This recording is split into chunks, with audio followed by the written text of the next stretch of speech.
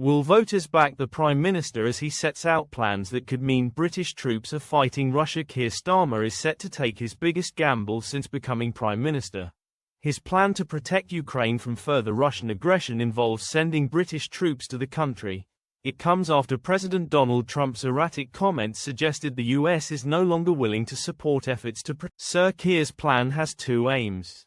The first is for the UK, as part of a joint European military force, to step in and take America's place, at least to an extent.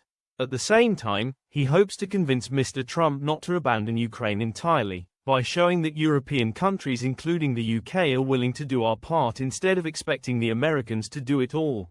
Though we should remember that Europe has already provided more aid to Ukraine than the US, whatever Mr. Trump appears to believe, the policy has not been kept a secret.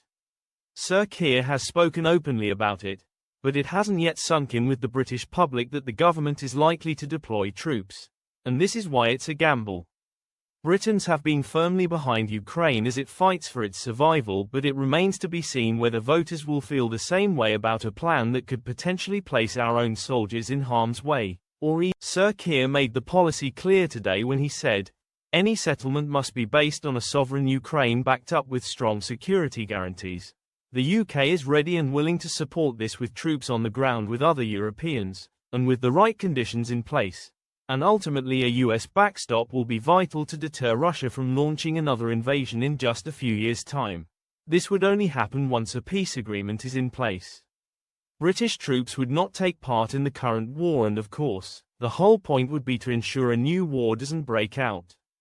The European force would be there to stop Mr.